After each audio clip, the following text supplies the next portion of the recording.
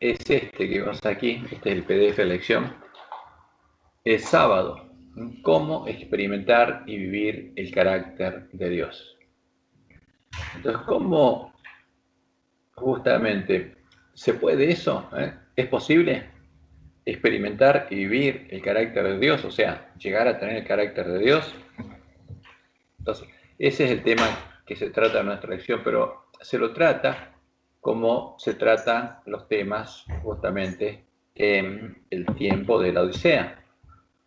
Y vamos a tratar de analizarlo punto por punto, porque es muy importante que entendamos. Y vamos a tratar de ver todo lo relacionado con el sábado y el Evangelio.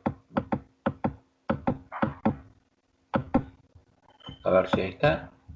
Ahí está. Bueno. Entonces, este título es que es interesante, nos lleva a hacernos preguntas, porque habla de la experiencia que nosotros debemos llegar a tener. Cómo experimentar y vivir el carácter de Dios. Y nos preguntamos, primera pregunta, ¿puede experimentar y vivir el carácter de Dios un pecador que está destituido de la gloria de Dios, que ya no refleja el carácter de Dios y se transformó en un árbol malo, guardando el sábado? O sea, por guardar el sábado, ¿experimentamos y vivimos el carácter de Dios? Y la respuesta es claramente que no. Por sí mismo, el que guarda el sábado no puede experimentar ni vivir el carácter de Dios, como sucedía con los judíos, que guardaban celosamente el sábado y mataron a Jesús, el Señor del sábado. Entonces, el guardar el sábado no es ninguna garantía, no es garantía de nada, porque tenemos que entender cómo guardar el sábado para que sea una bendición para nosotros. Y como Jesús lo dice Pablo en Romanos 3:23, por cuanto todos pecaron, todos los hombres pecaron y están destituidos de la gloria de Dios. Y ninguno puede experimentar y vivir el carácter de Dios, porque ninguno tiene el carácter de Dios, porque están destituidos de la gloria de Dios. Y cuando Jesús le dijeron, maestro bueno, Jesús le dijo, ¿por qué me llamas bueno? Ninguno es bueno, sino solo uno, Dios, o sea, mi Padre. Y en Mateo 7:18, en el Sermón del Monte, hablando de lo que pasaría entre nosotros, dice Jesús, no puede el buen árbol dar malos frutos, ni el árbol malo dar frutos buenos. ¿Puede el árbol malo dar frutos buenos, o sea, experimentar y vivir el carácter de Dios? No. La única forma es que ese árbol sea transformado. El hombre malo, el árbol malo, solo puede sacar su corazón malas cosas, no puede sacar el amor de Dios, porque no conoce lo que es, ni lo tiene en su corazón.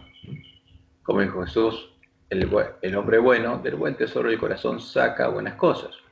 O sea, cuando Jesús llama bueno a su Padre, ¿qué dice? Que lo que tiene en la mente y el corazón son cosas buenas. Es el amor. Y el hombre malo del mal tesoro saca malas cosas. Tiene otra cosa el hombre malo. Y sigamos adelante con otra pregunta. ¿Experimenta y vive el ángel de la Odisea el carácter de Dios?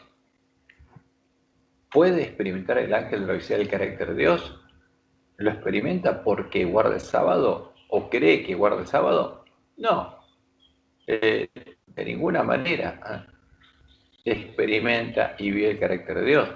Aunque cree que guarda el sábado y cree que conoce a Dios, el testigo verdadero, Jesús le dice que es desventurado, miserable, pobre, ciego y está desnudo.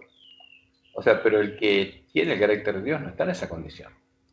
Pero a causa de su ceguera se cree rico. Y como podemos ver en nuestra lección, cree que experimenta y vive el carácter de Dios por guardar el sábado, porque eso es lo que se predica lamentablemente en nuestra iglesia, que el que guarda el sábado tiene el sello de Dios, y eso no es así, es un engaño.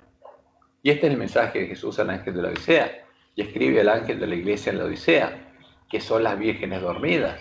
He aquí el testigo fiel y verdadero, no el falso, el verdadero, el principio de la creación de Dios, dice esto: yo conozco tus obras, que ni eres frío ni caliente, ojalá fuese frío o caliente, pero no sos frío porque no estás muerto, no sos caliente porque no estás caminando, estás durmiendo, pero por cuanto eres tibio y no frío ni caliente, te vomitaré de mi boca, le dice Jesús al ángel de la Odisea. O sea, ¿qué significa eso? Ya no te voy a llamar más. Pero antes de que eso pase, lo llama, lo está llamando.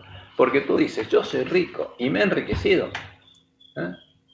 Y, por ejemplo, ¿qué significa? Que estoy experimentando y viviendo el carácter de Dios. ¿Eh? Y de ninguna cosa tengo necesidad. Y no sabes que tú eres un desventurado, miserable, pobre, ciego y desnudo. ¿Qué tiene que ver esta condición justamente con reflejar el carácter de Dios? Nada. Por tanto, yo te aconsejo que de mí compres, ¿no? Porque estás comprando de otra fuente, te están vendiendo otra cosa, y eso te tiene esa condición.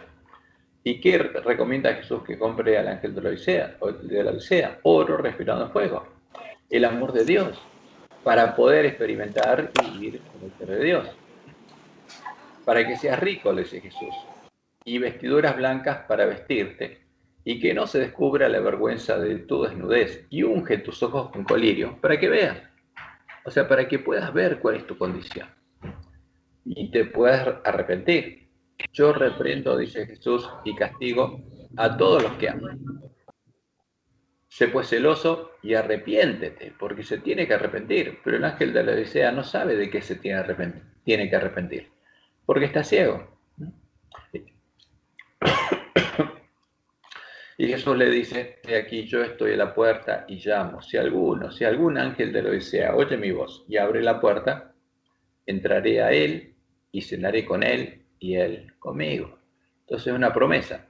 Por supuesto, el ángel de la Odisea no experimenta ni vive el carácter de Dios, pero lo cree que sí. Ahora,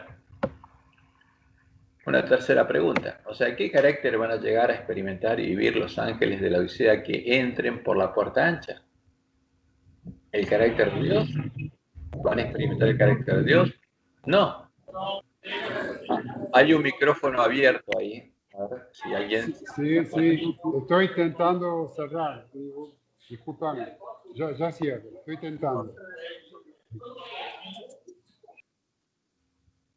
Ahí está, gracias. Entonces, el ángel de la Odisea que sea engañado y entre por la puerta ancha, ¿va a experimentar el carácter de Dios?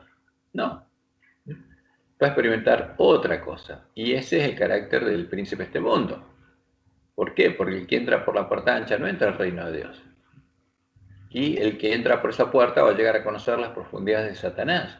O sea, va a llegar a ser una maldad, un hijo de maldad, como dijo Jesús. Entonces, por eso Jesús nos advirtió, y por medio de Elena nos dijo que eso ocurriría en la iglesia adventista, que entraran por la puerta derecha y no por la puerta, porque estaría puesta delante de nosotros la puerta y entra con el proceso que lleva a la perdición.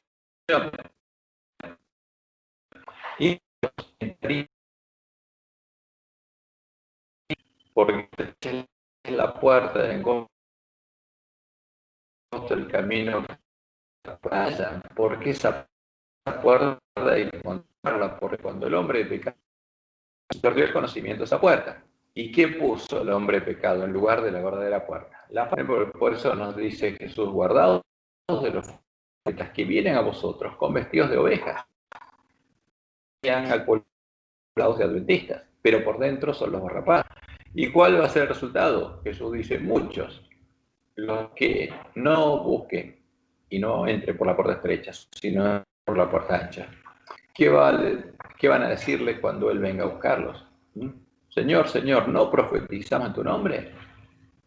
Profetizamos, se cumplió, y en tu nombre echamos fuera demonios, y tuvimos poder, y en tu nombre hicimos muchos milagros, y nos diste poder. Y entonces, dice Jesús, les declararé, nunca os conocí, no fui yo. Entraron por esa puerta, fue otro. ¿Y cuál fue el resultado? Se convirtieron en hacedores. Por eso, apartados de mí, hacedores, hijos. Y ángel lo dice, hay que mostrarle lo que está pasando. O sea, que ahora, forma en la que el ángel sea para vivir el carácter de Dios? Sí, ese es el Evangelio eterno, el Evangelio del Reino de Dios, al que engendrados por Dios como sus hijos. Esa es la del Evangelio que volvería a ser realidad cuando recuperáramos el conocimiento de la verdad por tierra. Empezáramos a entrar por estrella al reino de Dios.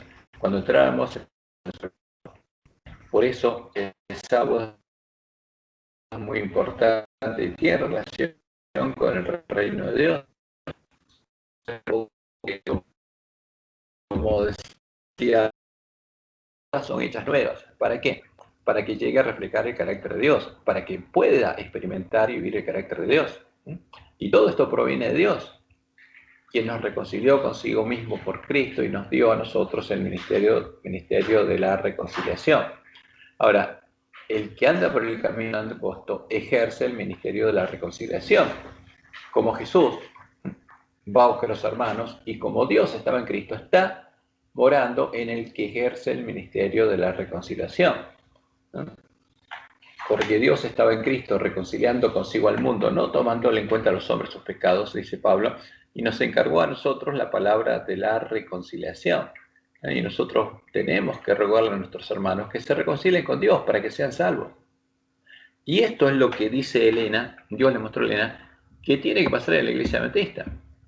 Ahora, pero para que eso pase, teníamos una tarea, teníamos una responsabilidad, un reavivamiento de la verdadera piedad entre nosotros, o sea, la que vivía la iglesia primitiva, antes que fuera echada por tierra el lugar del santuario de Dios y la verdad, es la mayor y más urgente de todas nuestras necesidades. El buscar esto debe ser nuestro primer trabajo. Ahora, ¿para qué tendremos que esforzarnos? Dice ella, debe haber un esfuerzo ferviente para obtener la bendición del Señor. No porque Dios no esté dispuesto a otorgarnos su bendición, sino porque no estamos preparados para recibirla. O sea, había una preparación necesaria para poder recibir la lluvia temprana. ¿Cuál es esa condición? Primero, tenían que recuperar el conocimiento de la verdad. La verdad tenía que ser sembrada, la semilla del reino tendría que ser sembrada en el corazón del pueblo de Dios, y el que creyera y la pidiera recibiría la lluvia temprana. Ahora, pero para eso había que hacer nuestro primer trabajo, recuperar el conocimiento de la verdad. Y por eso Elena dice, nuestro Padre Celestial está más dispuesto a dar su Espíritu Santo a los que se lo piden que los padres terrenales a dar buenas dádivas a sus hijos. Eso es lo importante. Ahora, ¿qué pasaba? Ellos sabían que no podían recibir la lluvia temprana hasta que no recuperaran el conocimiento de la verdad, hasta que la semilla de trigo no fuera sembrada en sus corazones, hasta que encontraran la puerta estrecha, hasta que conocieran al verdadero Jesús y pudieran ver la diferencia con el falso. Y eso ocurriría en la última generación, aunque el pueblo adventista se dormiría, dice Elena, antes que los juicios de Dios caigan finalmente sobre la tierra, habrá entre el pueblo del Señor un avivamiento de la piedad primitiva. ¿De cuál? De la que tenía la iglesia primitiva, la iglesia del desierto, cual no se ha visto nunca desde los tiempos apostólicos. Y entonces, fíjense, justo antes que caiga el juicio de Dios, el Espíritu y el poder de Dios serán derramados sobre sus hijos. Ahí, justamente, a las puertas de la batalla, es cuando nosotros completaríamos nuestro primer trabajo. Y como Dios nos dijo, Él nos ayudaría a hacerlo. Y cuando completáramos nuestro primer trabajo, nuestra misión sería darles el alimento a tiempo a nuestros hermanos, empezar a sembrar la semilla del reino. ¿Dónde? En nuestra iglesia. Ahora, pero ahí habría un conflicto y eso provocaría un zarandeo. Entonces vamos un poco al origen, porque vamos a el origen del sábado, porque el sábado es muy importante, porque el que no entra en el sábado de Dios, en su sábado, como dice el autor de Hebreos, no puede experimentar y vivir el carácter de Dios. O sea, tiene que entrar en el reposo de Dios y tiene que reposar de sus obras para que Dios lo pueda transformar a imagen de Jesús. Pero vamos a el símbolo. Vamos al sábado en la creación y a las fiestas solemnes de Jehová, porque ahí está definido cuál es el camino y cuál es el evangelio. Y nosotros, para completar nuestro primer trabajo, para recuperar el conocimiento de la verdad, tendríamos, como nos dice Dios en Malaquías capítulo 4, que acordarnos de la ley de Moisés, al cual Dios dio ordenanzas, justamente leyes y ordenanzas para todo Israel. Y nos dice a nosotros que nos acordemos de eso, porque si no, no entenderíamos el Evangelio. Y como lo indica el versículo de memoria, el sábado fue creado por Dios para el hombre. ¿Para qué? Aún antes de la caída, el hombre pudiera descansar de sus labores y disfrutar en la presencia de Jehová, de la relación con su Dios y Padre. Para eso fue creado el sábado.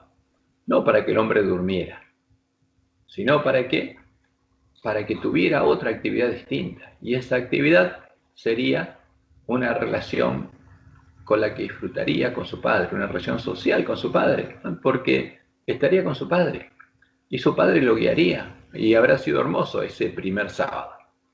Entonces, como leemos en Génesis 2, 1 al 3, fueron pues acabados los cielos y la tierra y todo el ejército de ellos, y acabó Dios en el día séptimo la obra que hizo y reposó el día séptimo de toda la obra que hizo.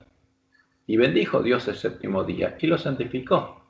Fíjense que acá siempre se habla en primera persona porque a Dios en el Antiguo Testamento se lo trata como una persona. Por eso el pueblo judío era monoteísta, porque creía en un solo Dios. Entonces, cuando hay una sola persona que es Dios, eso es monoteísmo. Cuando hay más personas que una que son Dios, eso es politeísmo. Por ejemplo, Zeus engendró a Apolo de su esencia, su sustancia, como Dios de Dios, un Dios engendrado, consustancial a Zeus. Y ahí, por supuesto, cuando un Dios engendra a otro, ya hay dos dioses. Y eso es politeísmo, eso es el paganismo. En cambio, Jehová siempre se presentó como una persona. Y en el relato bíblico vemos que se habla de que Él acabó, ¿no? Porque el verbo está conjugado en forma singular, en tercera persona singular, ¿no? La obra que Él hizo. Y Él reposó el séptimo día toda la obra que Él hizo. Y Él bendijo. Bendijo Dios el día séptimo y lo santificó. Porque en Él reposó de toda la obra que había hecho en la creación. O sea que Él había hecho en la creación. Y por eso cuando le dio a Israel los 10 mandamientos, cuando llegó al cuarto mandamiento, ¿qué le dijo? Que se acuerde de algo que Él creó justamente cuando creó al hombre. Acuérdate del día de reposo para santificarlo. 6 días trabajarás y harás toda tu obra, más el séptimo día es reposo para Jehová tu Dios. Entonces la única forma de que el sábado lo guardemos es que sea reposo para Jehová. Y en el sábado nos relacionemos con Jehová, porque para eso fue creado. No hagas en él obra alguna, tú, ni tu hijo, ni tu hija, ni tu siervo, ni tu criada, ni tu bestia, ni tu extranjero que está dentro de tus puertas. Porque en 6 días hizo Jehová. Él hizo los cielos y la tierra, el mar y todas las cosas que en ellos hay, y reposó en el séptimo día. Por tanto, Jehová, Él bendijo el día de reposo y lo santificó. De vuelta, cuando Dios escribió con su propio dedo en las tablas de la ley, después de hablar con el pueblo de Dios, y que el pueblo justamente de Israel escuchara su voz, y escuchara lo mismo, y lo escribió en las tablas de piedra, Él escribió esto, y Él se presenta como ¿quién? Como el Señor del sábado, como el Creador. Por eso el mensaje del primer ángel es adorar a Jehová. Y en Marcos 2, 27 al 28, Jesús dijo lo siguiente, también les dijo, el día de reposo fue hecho por causa del hombre, y no el hombre por causa del día de reposo. ¿Para qué fue hecho el día de reposo? Para que el hombre pudiera disfrutar con su Padre, porque podría hacer todos los días su tarea, pero el sábado era un día especial, era el día de la familia de Dios. Por esa causa, cuando estableció el pacto en Sinaí, Dios indicó que el sábado semanal y los sábados de las fiestas solemnes de Jehová serían una señal que le serviría al pueblo de Dios para que no se olvidara de que Jehová es su Dios y Creador. Porque en nuestro tiempo el ángel de la Odisea cree otra cosa, porque le enseñaron otra cosa. Y cree que el sábado es el sello del que habla el Apocalipsis, y no es así. El sábado es una señal para que el pueblo se acuerde de quién es su creador. El sello del Apocalipsis tiene que ver con otra cosa, tiene que ver con el sello de calidad que indica que esa persona ya fue transformada a imagen de Dios y que está experimentando y viviendo el carácter de Dios. Entonces, leamos Éxodo 31:13. Tú hablarás a los hijos de Israel diciendo, le dice Dios a Moisés, en verdad vosotros guardaréis mis días de reposo. No está hablando solamente de sábado semanal, dice, mis días de reposo, porque es señal entre mí y vosotros, por vuestras generaciones. Por eso Dios nos dice en Malaquías que nos acordemos de las ordenanzas y leyes que dio para todo Israel, porque es para siempre, para que sepáis. Entonces, ¿para qué es esta señal? Para que el pueblo sepa que yo soy Jehová, que os santifico. No es un sello que está en el pueblo. El que guarda el sábado no tiene el sello de Dios. Los judíos, como es obvio, todos guardaban el sábado. ¿Y qué pasó? ¿Conocían a Dios? No, no conocían a Dios. Simplemente era una señal para que ese pueblo conociera que Jehová es el Dios de ellos y que Él los santificaría. Pero estaban en apostasía y se habían apartado de Jehová y estaban guardando mandamientos de hombres. Y en Ezequiel 20:20 leemos, y santificad mis días de reposo y sean señal entre mí y vosotros, de vuelta. ¿Con qué objetivo? Para que sepáis que yo soy Jehová vuestro Dios. Entonces el objetivo para el pueblo de Israel de guardar las fiestas solemnes es para que se acordaran que Jehová es el Dios de ellos, que Jehová es el creador, que Jehová es quien los libró de Egipto y que Jehová hizo el pacto con ellos. ¿Y cuáles son las fiestas solemnes de Jehová? Que son muy importantes para nosotros, por eso vamos a hacer un repaso. Y está el Levíticos 23. Habló Jehová a Moisés diciendo, habla a los hijos de Israel y diles, las fiestas solemnes de Jehová. ¿Por qué son fiestas solemnes de Jehová y no de Israel? Porque son... Y en Juan 6:48-51 Jesús le dijo, sigue diciendo, yo soy el pan de vida. A ver, acopló un micrófono. Tiene dos. Alguien tiene dos. Sí, no sé quién es. Pero ahí, Elvio, ¿qué tal, Elvio? Bienvenido. Hola, Cristian. Acá estamos. Feliz sábado a todos. Un poquito perdido porque no soy muy ducho con la tecnología, pero bueno, ya estamos. Ah, bueno, Elvio. Bueno, feliz sábado. Igualmente a todos.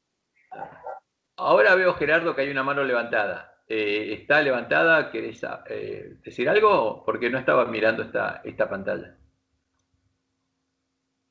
¿O está levantada de casualidad? Bueno, vamos a ir. Entonces, Elvio, si podés cerrar el micrófono después, para que no se escuche los ruidos que podés hacer sin ningún problema. Levanté la mano para que decirte que lo llames a Elvio, pero ya se resolvió, pronto, resolvido. Oh, resuelta, está resuelta. No veo la mano yo cuando estoy en la otra pantalla, así que pero ya está, buenísimo. Oíme, Cristian, después cuando todos se despidan, quedémonos nosotros tres, Elvio, vos y yo, para discutir el proyecto, ¿estás? Listo, perfecto. Al final, ok, chao. Ok, perfecto. Bueno, entonces, fíjense que estas son las fiestas solemnes de Jehová, que Dios determinó, ¿sí? Y que tiene un propósito, porque es la forma en que Dios reveló cuál era el plan de redención, porque cada fiesta se tenía que cumplir, porque cada fiesta tenía un antitipo, y nosotros tendríamos que entenderlo. Ahora, entonces estas son las fiestas solemnes de Jehová, las cuales proclamaréis como santas convocaciones, y serán estas. Entonces la primera es, Dios define como una fiesta solemne de Jehová, ¿qué cosa? El séptimo día, el que estableció en Edén, es la primera fiesta solemne que Él le dijo a su pueblo. Serán estas, 6 días trabajarás, más el séptimo día será reposo. Santa convocación. Entonces cuando hay una santa convocación se trata de reposo, es un sábado, un Shabbat. Ningún trabajo haréis, día de reposo es de Jehová, en donde quiera que habitéis.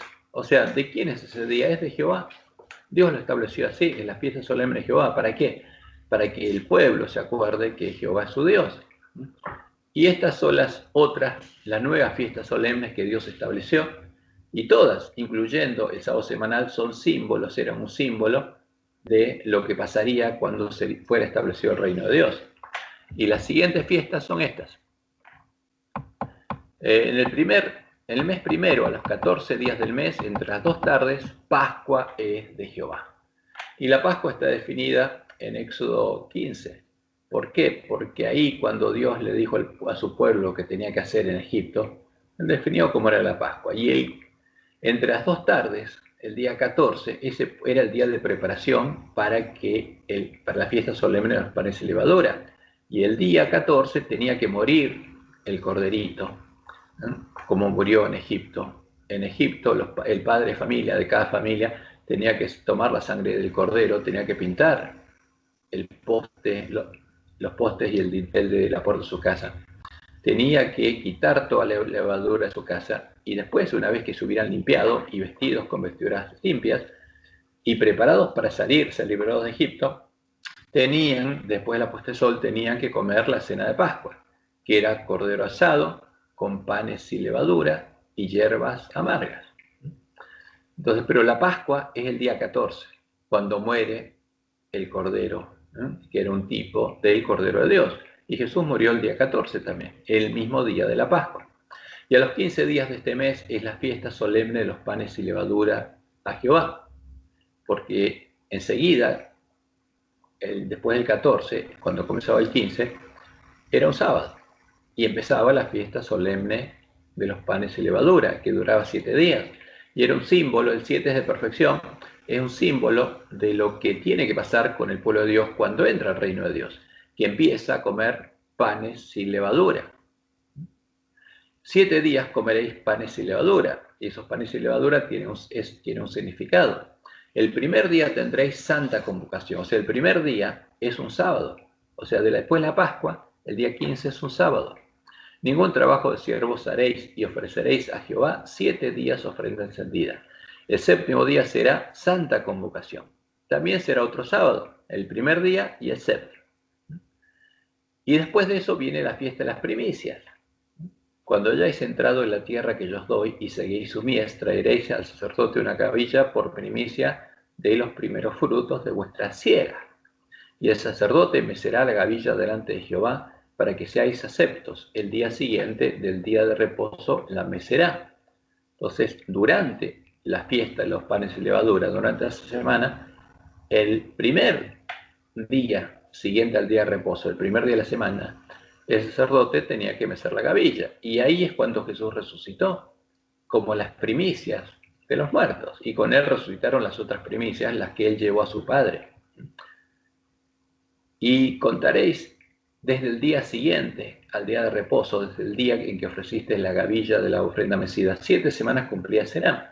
Hasta el día siguiente, el 7º día de reposo, contaréis 50 días. Entonces ofreceréis el nuevo grano a Jehová, porque las primeras primicias eran de cebada y las segundas eran de trigo. Y acá esto también se cumplió, porque aquí llegamos a Pentecostés del año 31, y era un símbolo que se cumplió en esa fiesta, ¿no? Porque ¿qué pedía Dios? Les pedía que de las habitaciones de ellos llevaran a él 2 panes para ofrenda, mecida, que serán de 2 décimas de efa de flor de harina, cocidos con levadura. Ahora, en el templo había panes y levadura, y el pueblo de Dios comería panes y levadura, pero en la Pascua, como un símbolo, Dios pedía que le llevaran cada uno de su casa, cocido en su casa, un símbolo de, justamente, de cada familia, el esposo y la esposa, 2 panes cocidos sin levadura, símbolo del pecado, que es un símbolo del pueblo de Israel, símbolo nuestro, como primicias para Jehová. Ahora, ¿qué hizo Jesús en Pentecostés? Llevó a su Padre a los primeros discípulos como primicias para Jehová. ¿Y qué llevó? Panes cocidos con levadura. Ahora, Jesús fue el primer pan sin levadura, el primer hombre que no tuvo pecado después de Adán. Y después, lo que tenía sus compañeros eran panes con levadura. Y Jesús les llevó a su Padre panes con levadura. ¿Para qué? Para que los empiece a transformar en los panes de la proposición de Dios, porque la propuesta de Dios está simbolizada por esos 12 panes sin levadura y ungidos con aceite, porque Dios ungió con aceite a estos panes con levadura y los empezó a transformar hasta que llegaran a ser como Jesús, panes sin levadura. Pero en el camino, ¿qué tenían que hacer? Tenían que comer pan sin levadura, y vamos a ver eso, el significado. Entonces, las primicias para Jehová serían panes con levadura. Todos los que entraran al templo de Dios, a la casa de Dios, serían panes con levadura, y Dios empezaría a transformarlos en panes sin levadura hasta que pudiera ponerlos en la mesa de los panes de la proposición, símbolo de los hijos de Dios. Y convocaréis en este mismo día santa convocación. Entonces Pentecostés también es un sábado. Ningún trabajo de siervo haréis, estatuto perpetuo en donde quiera que habitéis por vuestras generaciones. Y esa era la fiesta de primavera, y ahora saltamos a la fiesta de otoño, en el 7º mes, porque es un símbolo de cuando termina el plan de redención. Porque cuando viniera el Cordero, empezaría el tiempo cuando se abriría la puerta del reino de Dios, y al final del tiempo de gracia se cerraría. Pero antes que eso pasara, llegaría la fiesta de las trompetas. En el mes 7º, al 1 del mes, tendréis días de reposo, otro sábado, una conmemoración al son de trompeta y una santa convocación. Ningún trabajo siervo haréis y ofreceréis ofrenda encendida a Jehová.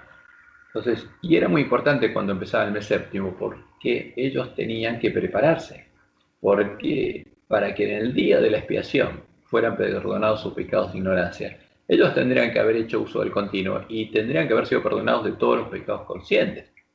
Entonces, tenían tiempo desde que escuchaban la trompeta hasta que terminaba el día 9, porque el día 9 a la puesta del sol acababa el continuo. Y el que no había pedido perdón de sus pecados no podía ser perdonado. Al día de la expiación no se podían confesar los pecados conscientes. Y el que no había confesado sus pecados era borrado del libro de la vida. Eso es lo que Dios enseñaba. Entonces, eso es un símbolo importante, porque eso pasaría en la última generación. Primero habría que tocar trompeta, anunciando que está por llegar el día de la expiación, que el día del juicio de Dios está cerca, y ese es el mensaje del primer ángel. Y en el día y la hora que nadie sabe, se cerraría la puerta, ¿no? Pero el pueblo tendría que estar preparado. Y después de eso, vendría el día de la expiación. Por eso, las trompetas eran muy importantes para el pueblo de Dios. Ningún trabajo de siervo haréis y ofreceréis ofrenda encendida a Jehová. Y a partir de ese día tenían que prepararse. Pero Dios quería justamente que ninguno fuera sorprendido, por eso hacía tocar la trompeta. Y a los 10 días de este mes 7º será el día de expiación. Tendréis santa convocación, de vuelta otro sábado. Y en el hebreo, este sábado se lo nombra sábado, es un sábado muy especial. Y afligiréis vuestras almas y ofreceréis ofrenda encendida a Jehová. Ningún trabajo haréis en este día, porque es día de expiación para reconciliaros delante de Jehová vuestro Dios. Porque toda persona que no se afligiere en este mismo día será cortada de su pueblo. Y cualquier persona que hiciere trabajo alguno en este día, yo destruiré a la tal persona de entre su pueblo. Ningún trabajo haréis. Estatuto perpetuo es por vuestras generaciones, en donde quiera que habitéis.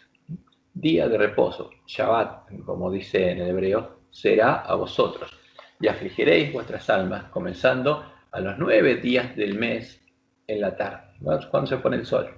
De tarde a tarde guardaréis vuestro reposo.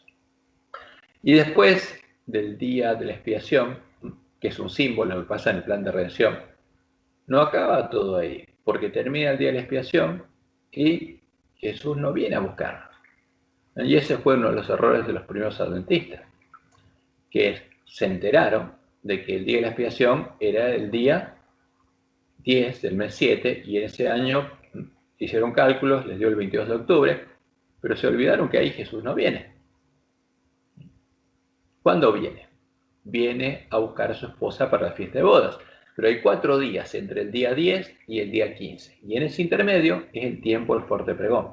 Y a los 15 días de este mes 7º será la fiesta solemne de los tabernáculos, que es un símbolo de la fiesta de bodas del Cordero. Entonces la fiesta solemne de los tabernáculos a Jehová por 7 días.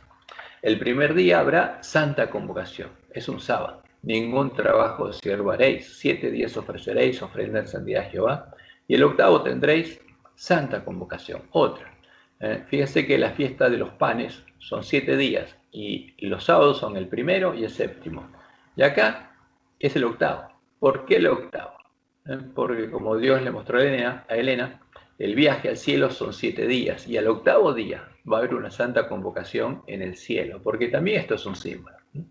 Entonces, tendremos que entender bien las fiestas solemnes, el continuo, la expiación y todas las ceremonias del santuario y todo el simbolismo para recuperar el conocimiento del Evangelio primitivo, el verdadero Evangelio.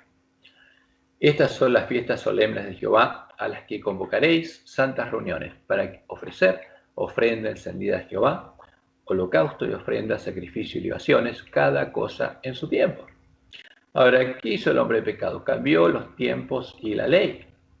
No solamente cambió el sábado semanal, quiso cambiarlo el domingo, sino que eliminó justamente las fiestas solemnes de Jehová. Y en la Iglesia Católica, ¿qué hay?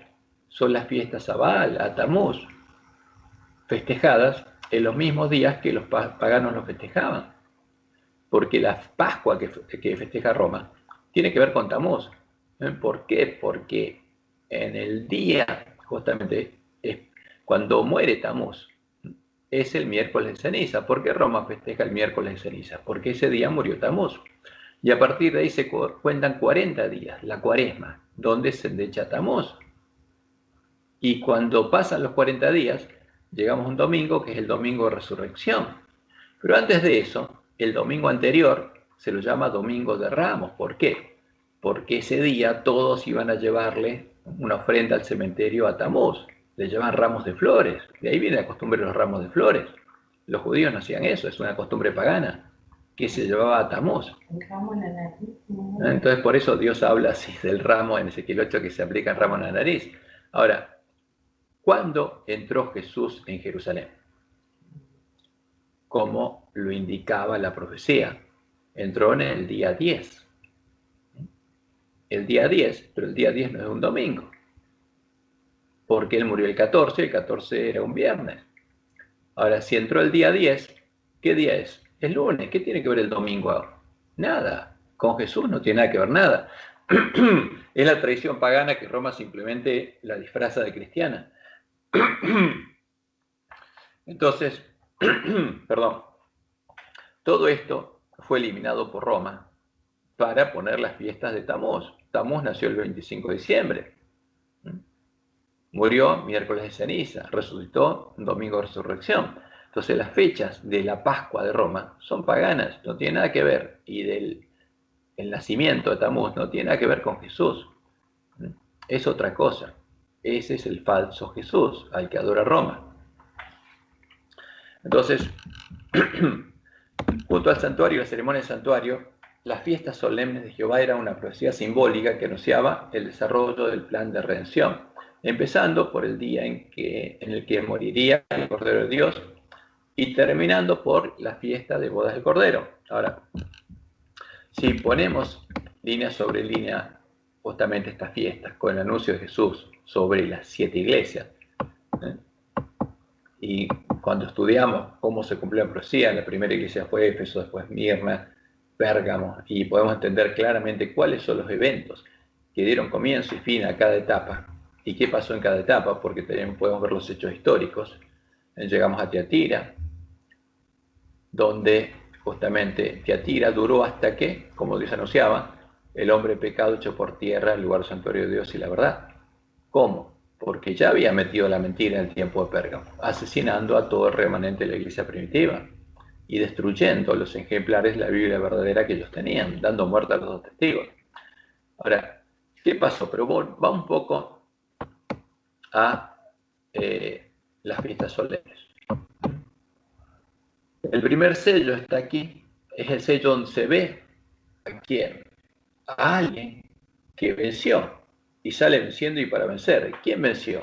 El primero que venció fue Jesús. Y él salió venciendo y para vencer. ¿Y hasta cuándo sigue peleando por su pueblo? Hasta que llegue el fin. Por eso el primer sello habla de la obra de Jesús, que la va a hacer hasta que llegue el fin, porque Él es el que lleva adelante el continuo. Y aunque el hombre pecado y todo el continuo se levantó contra Jesús, el pueblo de Dios recuperaría el conocimiento de la verdad y los lugares asolados serían reedificados. Ahora, pero vamos a la fiesta de primavera, año 31. El día 14 del mes 1 fue la Pascua del año 31, murió el Cordero de Dios y fue enterrado. Y los judíos se apresuraron porque llegaba un sábado y que tenían que guardar el sábado. Y después Jesús estuvo muerto ¿hasta cuándo? Hasta que el primer día de la semana resucitó y con él las primicias. Y fue a su Padre y volvió.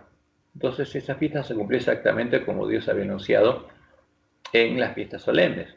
Y cuando volvió, empezó a sembrar la semilla del reino. ¿Por qué? Porque le abrió a los discípulos el entendimiento para que comprendieran las Escrituras. Ahí sembró la semilla del reino en la mente de ellos. Y ellos comprendieron la verdad. Y estuvieron preparados para entrar al reino de Dios. Y cuando Jesús terminó de sembrar por 40 días la semilla del reino, en el seminario de 40 días que les dio acerca de la verdad bíblica, ascendió al cielo.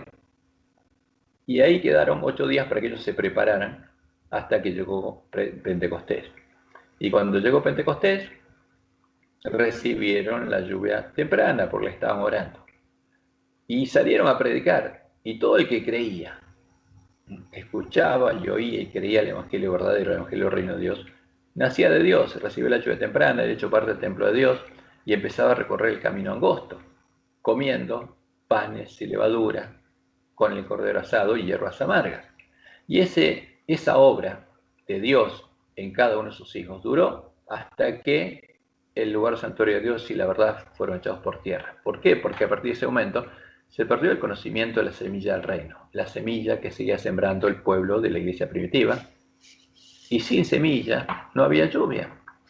Entonces por eso Jesús le dice al ángel de Sardis, que tiene nombre que vive, pero está muerto. ¿Por qué? Está cautivo en medio de Babilonia, en medio de la iglesia católica romana, en medio de Jezabel, hasta que Lutero encuentra los cadáveres de los 2 testigos en medio de la gran ciudad que se llama Babilonia, Sodoma de Egipto. La encuentra en un monasterio, atada, encadenada, pero esa Biblia es la Biblia católica, y sale de Babilonia con los cadáveres de los 2 testigos, y ahí empieza el periodo de Filadelfia. Y nosotros sabemos que el pueblo de Dios, como Dios anunciaba en 1844, comería el librito abierto, las vírgenes saldrían a recibir al esposo, pero se dormirían y llegarían a estar en la condición del ángel de la Odisea, hasta que, como Dios nos anunció, por medio de Elena, entrara el hombre de escobilla e hiciera la obra que él le mostró a Miller en su sueño. Y ahí, a la medianoche, cuando alguien recuperara el conocimiento de la verdad, daría un grito de gozo y se despertaría. Y tendría que tocar trompetación y despertar a sus hermanos. Y ahí empezaría a sonar la trompeta, que como Jesús lo anunció, es el clamor de medianoche. O sea, el antitipo de la fiesta de las trompetas, la última generación, es el clamor de medianoche que despertaría a las vírgenes para que se prepararan. Y las vírgenes sensatas empezarían a recorrer el camino angosto y llegarían a la ciudad de Dios y entrarían a las bodas con el esposo. Y en ese periodo recibirían la lluvia temprana porque entrarían al reino de Dios, empezarían a recorrer el camino angosto. Es el periodo, como dice la cita que tenemos aquí recuadrada, antes que los juicios de Dios caigan finalmente sobre la tierra, habrá entre el pueblo del Señor un avivamiento de la piedad primitiva, cual no se ha visto nunca desde los tiempos apostólicos. El espíritu y el poder de Dios serán derramados sobre sus hijos. ¿Por qué? Porque se va a volver a predicar el evangelio eterno, porque ahora hay un ángel que tiene el evangelio eterno. Lo que se perdió, ahora lo recuperó, porque hizo el primer trabajo que Dios le dio al pueblo antista, y lo empieza a predicar, y empieza a sembrar la verdad en la mente de sus hermanos, porque el campo del padre de familia son los corazones de su pueblo, y ahí se tiene que sembrar la semilla del reino. Y el que tiene hambre y sed de justicia va a clamar a Dios, y Dios le va a dar la lluvia temprana, y va a empezar a hacer la misma obra que hacía la iglesia primitiva. Y esa obra sigue, y en este periodo justamente se va a producir, se va a completar el cumplimiento de la profecía, de todas las profecías de lo que Dios anunció que pasaría en nuestra iglesia, hasta que el día 9, a la puesta del sol, va a ser quitado el continuo.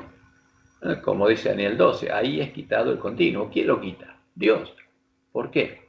Porque llega el día de la expiación y se acaba el continuo. No es una obra que hace el hombre de pecado. es algo que Dios va a hacer. Y va a llegar el día de la expiación, que son las bodas del Cordero, y en el día de la expiación para su pueblo, Jesús va a confesar el nombre de los vencedores. Y los vencedores, los 144.000 sellados, van a quedar sin mancha delante del trono de Dios y van a estar preparados para recibir la lluvia tardía e ir con el Cordero a la batalla. Ahora, cuando eso pasa, hasta la fiesta de bodas, hay 4 días simbólicos, que si lo tomamos como día por año serían equivalentes a 4 años. Ahora, ¿qué pasa ahí? En ese periodo se da el fuerte pregón, que como Jesús anunció, tiene que durar un periodo determinado anunciado a los profetas, pero ese tiempo va a ser acortado. Y ahí, cuando comienza el día 11, el mes 7, como Dios le mostró en el tiempo de misericordia. Y el pueblo de Dios, con el poder de la lluvia tardía, va a ir a predicar el mensaje de Apocalipsis 18. Y todo el pueblo que está en Babilonia va a tener oportunidad de escuchar y oír la verdad. Y el que quiera va a salir de Babilonia, va a ir a la ciudad de Dios, va a entrar por las puertas de la ciudad de Dios, va a poder comer el fruto del árbol de la vida y va a poder beber del agua de la vida gratuitamente, porque el espíritu y la esposa lo llaman y ellos se unen a la obra del espíritu y la esposa. Y esto llega así hasta que el día 14, el mes 7, justamente, a la mitad del día, vamos a ver cómo dice la profecía, llega el fin, en un momento determinado llega el fin, pero todavía no terminó el día 14. ¿Por qué? Porque después de que llegue el fin del Evangelio viene el tiempo de la ira, el día de las plagas, se acaba la misericordia, termina el año de la buena voluntad de Jehová, porque llegó el fin. Y llega el día de la ira de Jehová, y van a ser derramadas las plagas. Pero antes que eso pase, el pueblo babiloniano que está en Babilonia tiene que oír por qué tiene que pasar. Y cuando terminan las plagas y aparece la señal del Hijo del Hombre, es porque llegó el día 15 del mes 7 y ahí se produce la segunda venida. Porque ese día es santa convocación.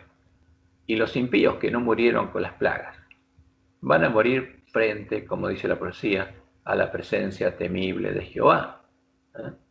Porque Jesús va a venir en su gloria. Y ahí va a empezar la fiesta de bodas. Y ahí esa es la fiesta de los tabernáculos. Ahora, este es el cronograma del plan de redención y esto se tiene que cumplir. Y hay otras cosas que nosotros podemos entender, pero lo importante es que estas fiestas solemnes de Jehová, estos sábados, son los que nos guiarían a nosotros a entender y a recordar que Jehová es nuestro Dios y nuestro Creador. Y hay otra cosa importante que toca nuestra lección, el maná y el sábado. ¿Por qué? Porque el maná es un símbolo, el sábado también. Y ambos fueron usados por Dios en el desierto para enseñarles al pueblo de Israel y a nosotros. Todos los elementos del santuario, como el maná que descendió del cielo y fue guardado como testimonio en el arca del pacto, las 2 tablas de la ley, que también está en el arca del pacto, y la vara de Aarón que reverdeció, son parte de la profecía simbólica del Evangelio del Reino de Dios, siendo el sábado también un tipo del Reino de Dios, el reino que sería establecido cuando viniera y triunfara el Mesías. Entonces, ¿qué pasó cuando Dios le dio maná? Entonces, los hijos de Israel empezaron a ver algo raro, y cuando el rocío cesó de descender, he aquí sobre la faz del desierto una cosa menuda, redonda, menuda como una escarcha sobre la tierra. Y viéndolo, los hijos de Israel se dijeron unos a otros, ¿qué es esto? Porque no sabían qué era. Entonces Moisés les dijo, es el pan que Jehová os da para comer. Esto es lo que Jehová ha mandado, recoged de él cada uno según lo que pudiera comer, un comer por cabeza conforme al número de vuestras personas, tomaréis cada uno para los que están en su tienda. Porque el padre de familia tenía que hacer esto. Y los hijos de Israel lo hicieron así, y recogieron unos más, otros menos, y lo medían por comer, y no sobró al que había recogido mucho, ni faltó al que había recogido poco. Cada uno recogió conforme a lo que había de comer. Y les dijo Moisés, ninguno deje nada de ello para mañana. Mas ellos no obedecieron a Moisés, sino que algunos dejaron de ello para otro día, y creó gusanos, y hedió, y se pudrió. Y se enojó contra ellos Moisés, y lo recogían cada mañana, cada uno según lo que había de comer, y luego que el sol calentaba, se derretía y desaparecía. El 6º día recogieron doble porción de comida. ¿Y qué pasó? eso pudieron guardarlo para otro día, porque no se descompuso. Y Moisés les dijo, esto es lo que ha dicho Jehová, mañana es el santo día de reposo, el reposo consagrado a Jehová. Lo que habéis de cocer, cocedlo hoy. Entonces, y esto es muy claro, porque es una orden para nosotros también. ¿Cómo podemos guardar el sábado? El alimento tenemos que prepararlo el viernes, todo tenemos que prepararlo el día anterior. Y lo que habéis de cocinar, cocinadlo, y todo lo que sobrare, guardadlo para mañana. Y ellos lo guardaron hasta la mañana, según lo que Moisés había mandado, y no se agusanó ni hedió. Y dijo Moisés, comedlo hoy, porque hoy es día de reposo para Jehová. Hoy no hallaréis en el campo. Hoy, el sábado, no es el día de ir a comprar alimentos. 6 días lo cogeréis. Más, hay un micrófono abierto, se abrió un micrófono. No sé, no estoy viendo quién. No lo puedo ayudar. 6 días lo recogeréis, mas el séptimo día es día de reposo. En él no se hallará. Y aconteció que algunos del pueblo. A ver, ¿a quién podemos ayudar para? Creo que Ricardo sos vos. Perdón, hola, buenas noches, disculpen. Estoy en Jerusalén, por eso. Bueno. Recién acabo de llegar. Bueno. Cerrá el micrófono, por favor.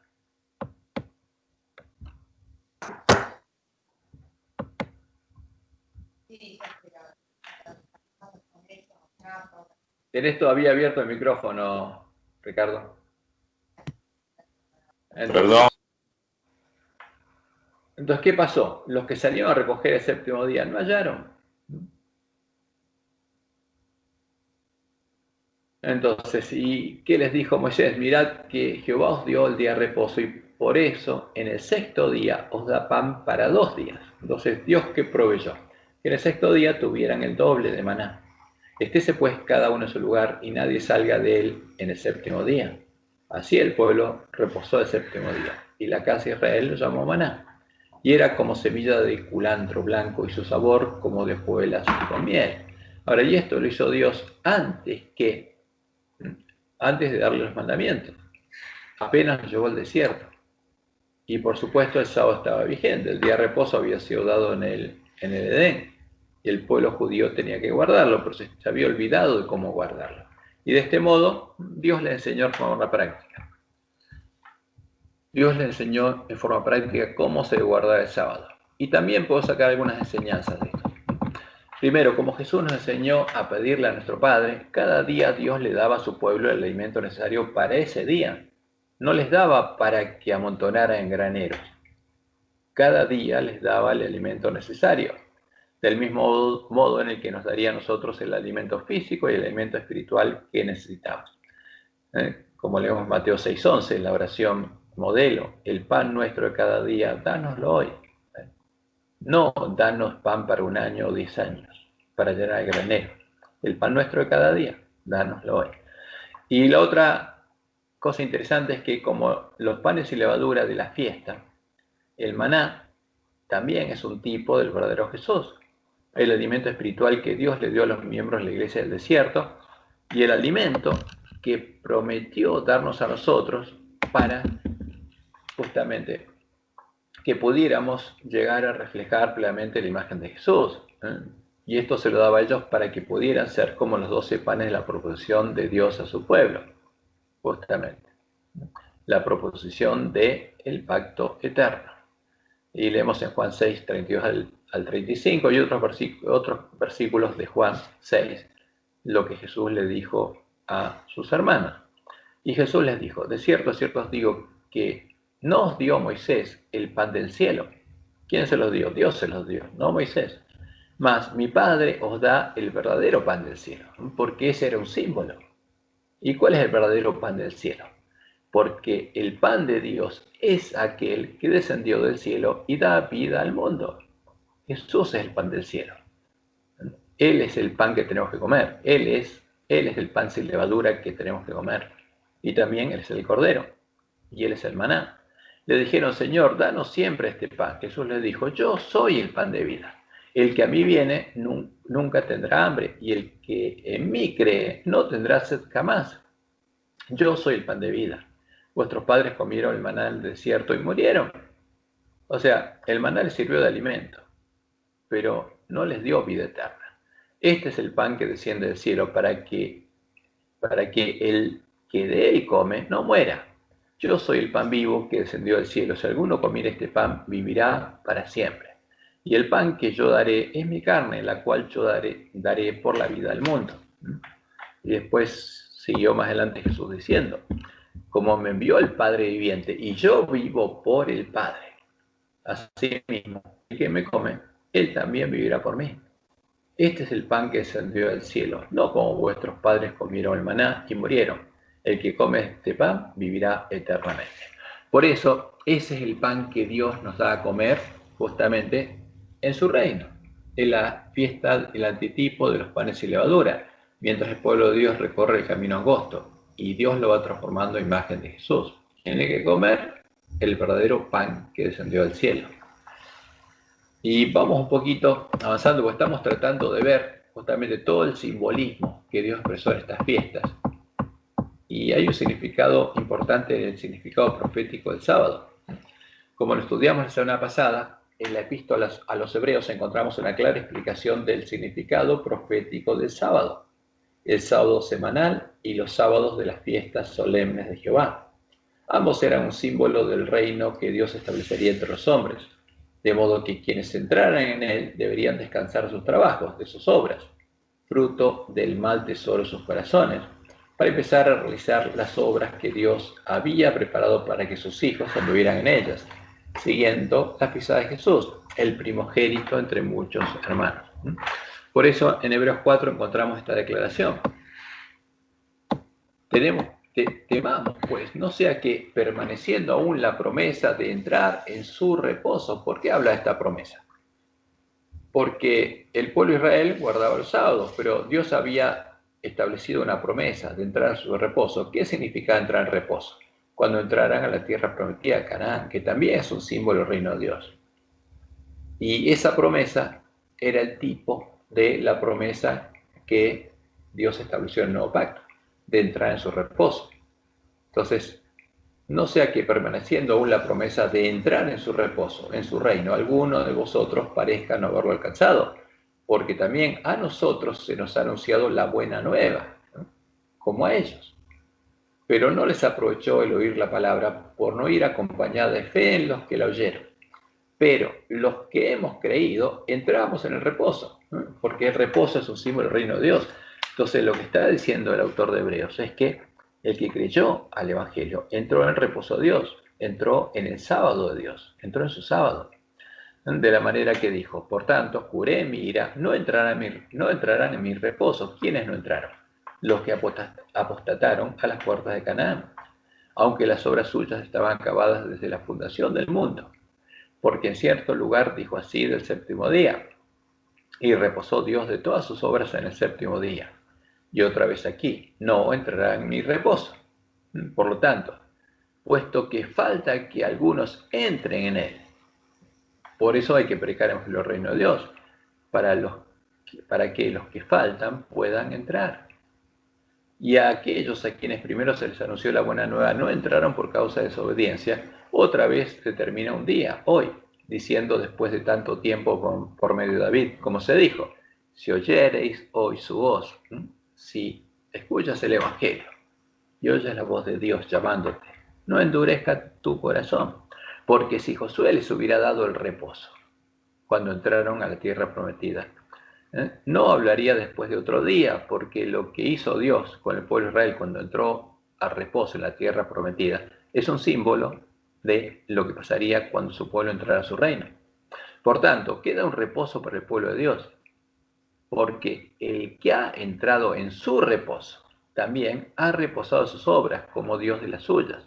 Entonces, por eso Dios dice y asemeja a su reino al sábado, porque el que entra en su reposo ya no anda en su camino, en su viejo camino haciendo las viejas obras, porque reposa de todo eso, de las obras de maldad, de lo malo que el hombre saca de su corazón, y empieza a recorrer otro camino, y no vuelve más al viejo camino, porque reposó definitivamente esas obras.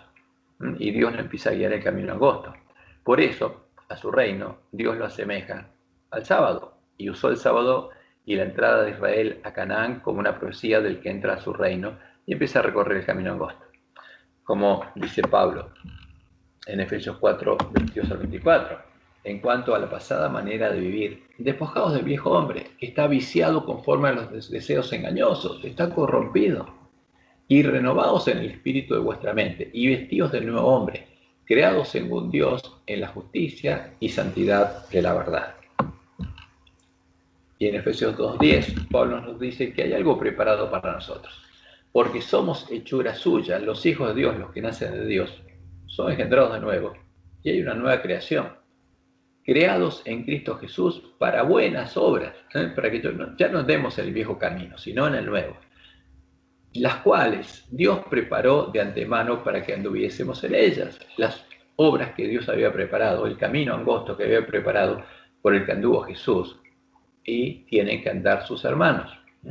En todos los que habían creído al Evangelio y habían entrado en su sábado, Dios estaba trabajando, transformándolos a imagen de Jesús para que pudieran experimentar y vivir su carácter, que es el título de nuestra lección. La única forma de experimentar y vivir el carácter de Dios es recuperar el conocimiento de la verdad y entrar al reino de Dios en su reposo y que Él nos empiece a transformar a imagen de Jesús, como dice Pablo en Romanos 8, 28 al 30. Y sabemos que a los que aman a Dios, todas las cosas les ayudan a bien.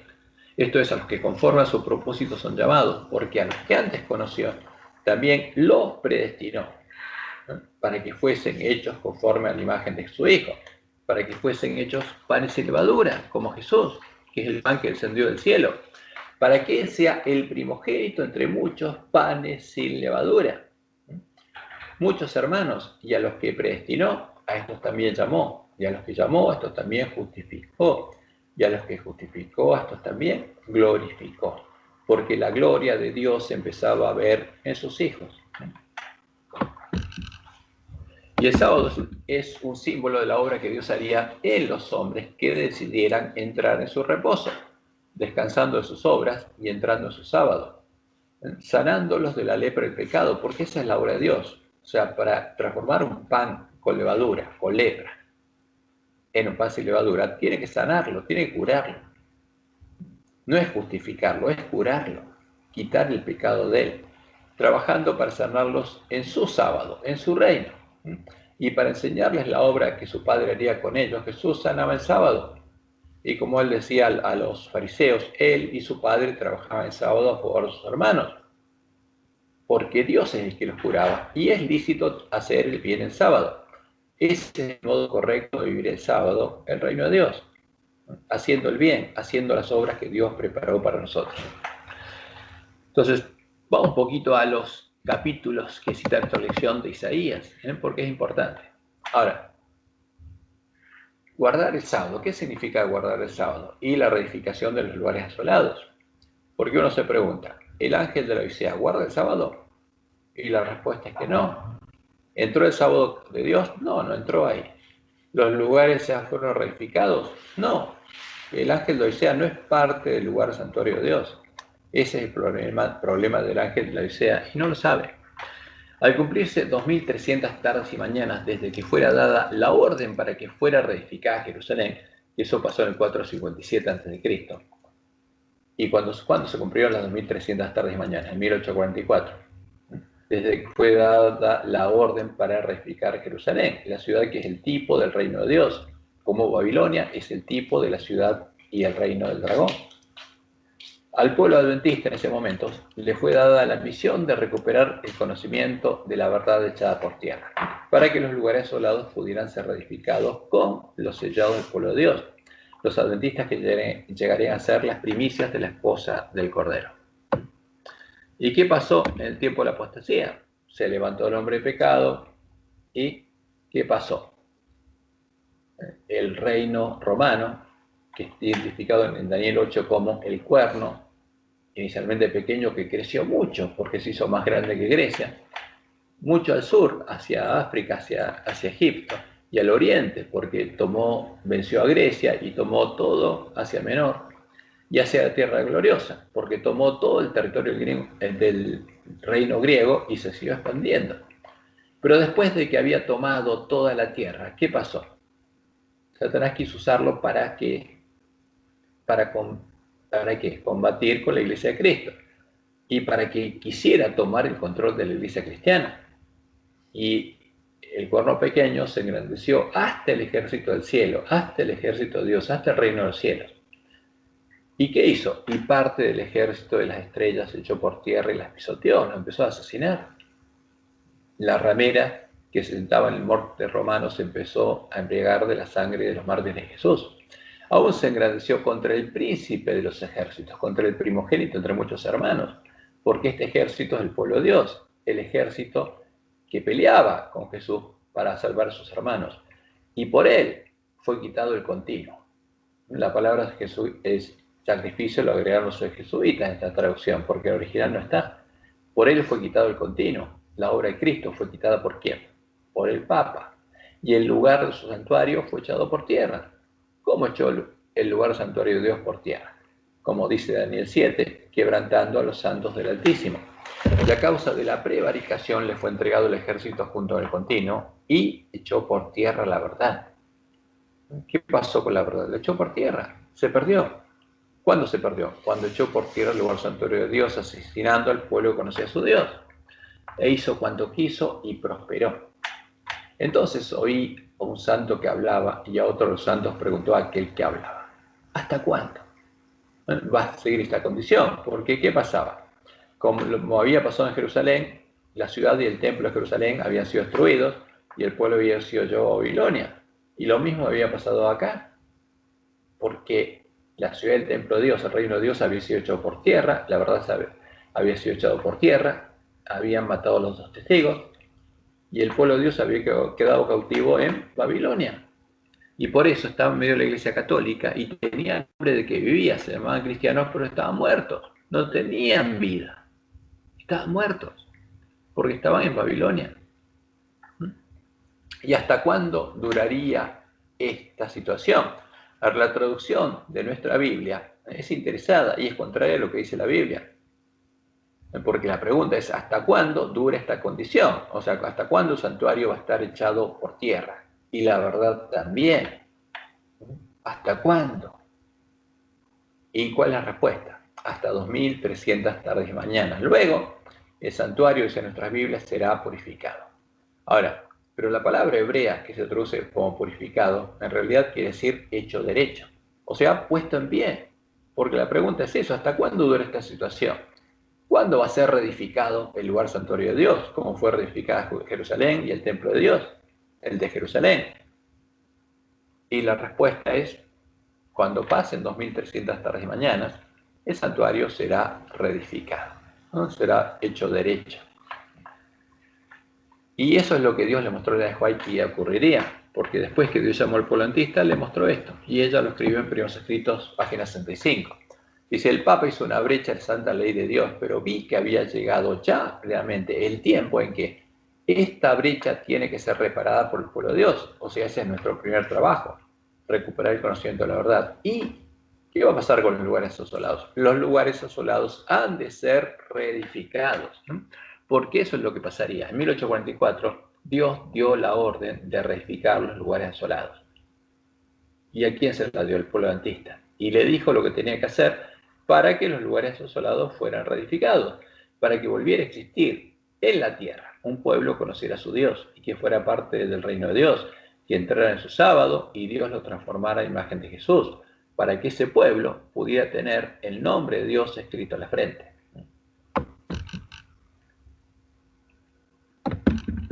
Y los adventistas que llegaran a reparar la brecha hecha por el Papa, la Santa Ley de Dios, serían enviados por Dios a darles el alimento a tiempos hermanos, a darles el verdadero alimento, no lo que estarían comiendo, sino el verdadero alimento, como Jesús se los dio a los discípulos después de resucitar, a hacer la obra que Dios anunció que harían por medio de sus profetas, a hacer la obra del profeta Elías, para que los lugares asolados pudieran ser reedificados con ellos, para que ellos pudieran ser hechos columnas en el templo de Dios, como prometió Jesús: al que venciere, haré columna en el templo de mi Dios. porque el que edifica y reedifica el lugar del santuario de Dios es Jesús. Y en Isaías 58, como cita nuestra lección, aparece el sábado. ¿Pero por qué aparece el sábado? Ahora fíjense, este es un mensaje que hay que dar al pueblo de Dios. Y Dios lo dejó escrito en la profecía de Isaías. Y dice, clama, empieza así, clama a voz en cuello. No te detengas, alza tu voz como trompeta, porque esto es lo que hay que hacer en las fiestas de las trompetas. Y esto habría que hacer cuando el pueblo adventista se despertara y se escuchara el clamor de la noche. Y anuncia a mi pueblo su rebelión, porque estaría en una condición triste. Ahora, el ángel de la Odisea está en esa condición porque el pueblo se rebeló contra Dios, porque no está siguiendo lo que Dios le dijo que tiene que seguir. Y a la casa de Jacob su pecado, lo que el ángel de la Odisea no ve, para que se pueda arrepentir. Que me buscan cada día y quieren saber mis caminos, como gente que hubiese hecho justicia y que no hubiese dejado la ley de su Dios. Ahora, ¿qué significa esto? Que el pueblo, como el pueblo judío, la iglesia remanente habría dejado la ley de su Dios. Me piden justos juicios y quieren acercarse a Dios. ¿Por qué? Dicen, ayunamos y no hiciste caso, humillamos nuestras almas y no te diste por entendido. O sea, ¿por qué el ángel de la Odisea, que está compuesto por quiénes? Vírgenes sensatas y vírgenes insensatas. Porque todas las vírgenes están en esa condición. No hay diferencia. ¿Y las sensatas ayunan? Sí. ¿Va al culto de oración? Sí. ¿Hay semanas de oración? Sí. ¿Y qué pasa? ¿Por qué no cambia la condición del ángel de la Odisea? ¿Qué le pasa al ángel de la Odisea? ¿Por qué dicen, ayunamos y no hiciste caso?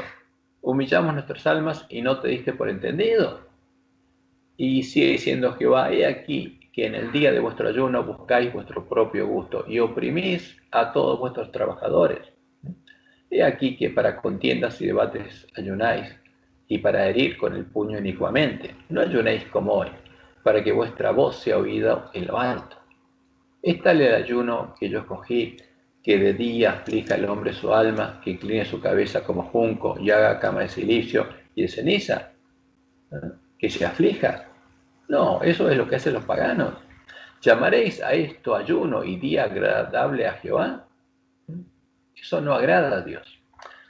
Los siervos de Dios, justamente cuando se despertaran, tendrían que darle este mensaje al ángel de la Odisea. Tendrían que darle el testimonio directo que Jesús quiere que sea dado, explicando la razón del mensaje que Jesús le dirige al ángel de la Odisea, para que el ángel de la Odisea pueda ver cuáles son sus pecados.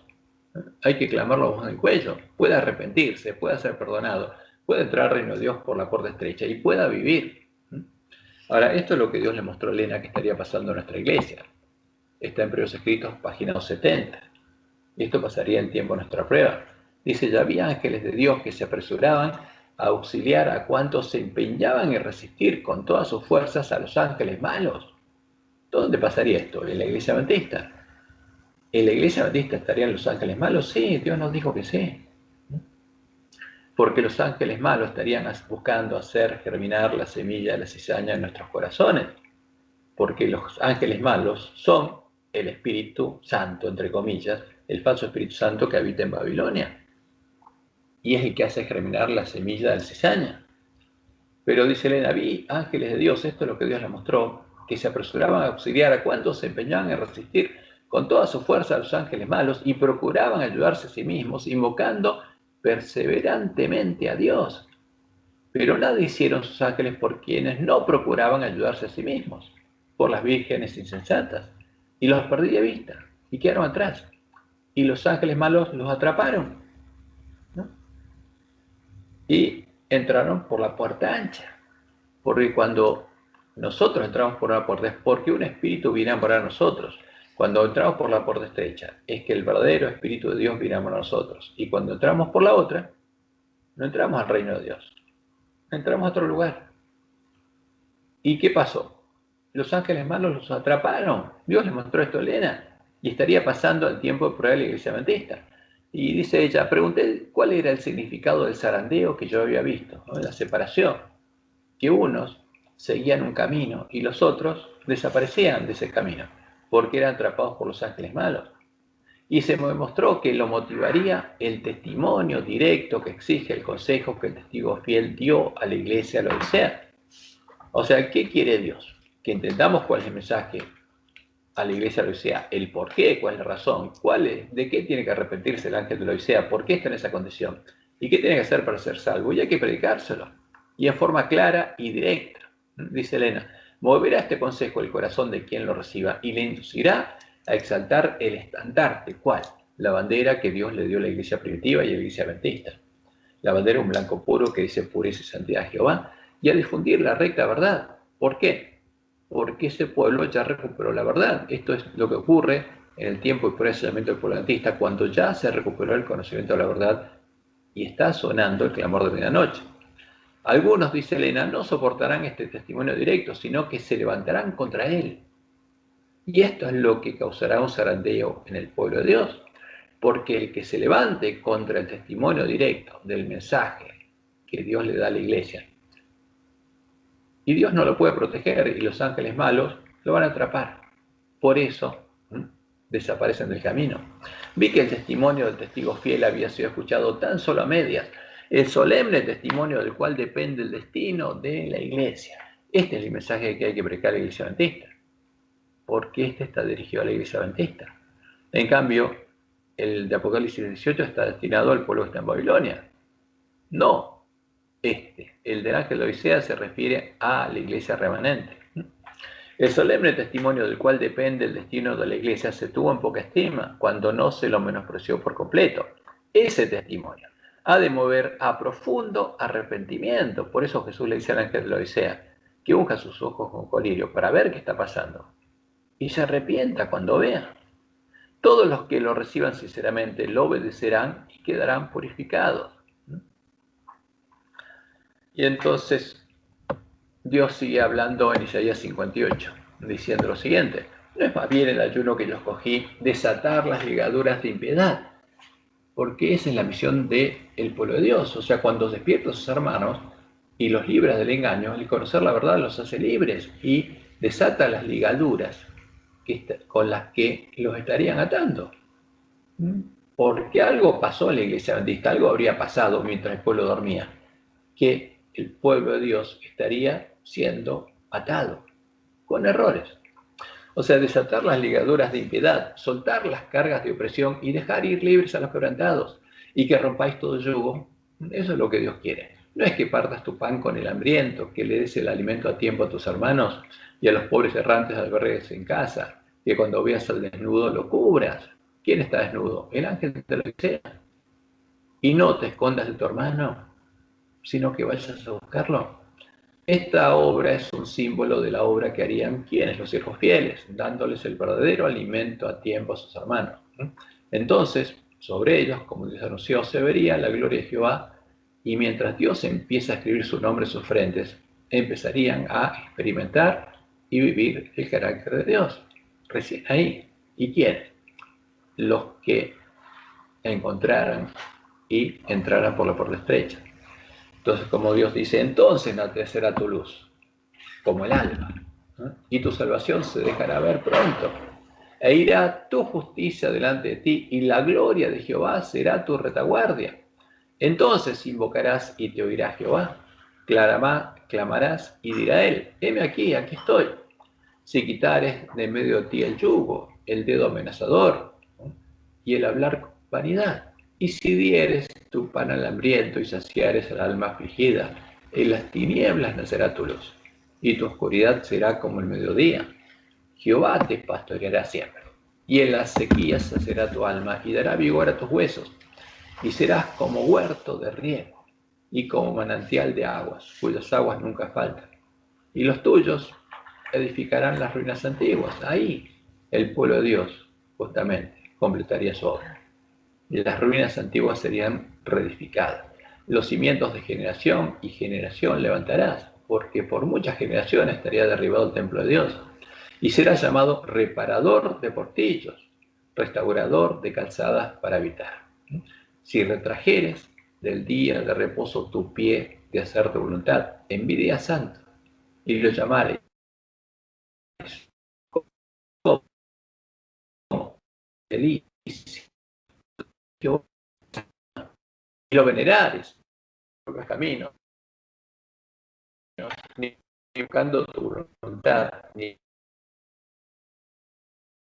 hablando tus propias palabras. Entonces, te deleitarás en quién. Y yo te haré subir sobre la tierra, sobre la montaña, de comer la heredad de Jacob, porque Jehová lo ha hablado.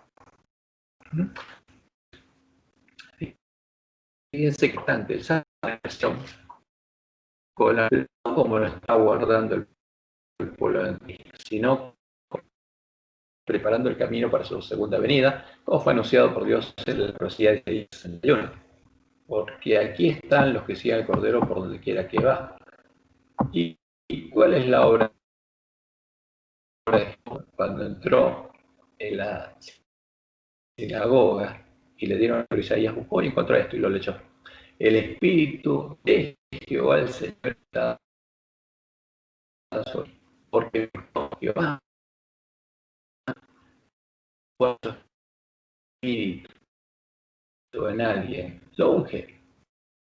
Por eso los padres van que van a tener el Espíritu de Dios con ellos. Bien, la buena voluntad y paró Jesús. Y no siguió y les dijo, hoy se los ojos. ¿Por qué Jesús no siguió? ¿Por qué tenía que llegaba el año de la buena dedicarlo a la última generación? Los pidos con el Espíritu. Y él los enviara. Y nuestra misión es esa. Tendríamos que proclamar el año de la buena voluntad de Dios, que todavía es tiempo de gracia, hay que predicar el Evangelio eterno, por llegar y no es a la casa. Y no es a la casa. Hola. Se entrecorta, Cristian. Se entrecorta, Cristian. Se entrecorta. A ver. ¿Tenés entonces? No. ¿No? A ver, tengo que cortarlo entonces, pero tengo que grabarlo en la otra parte. Corto ahora y llamo y empezamos de vuelta. A ver, voy a probar.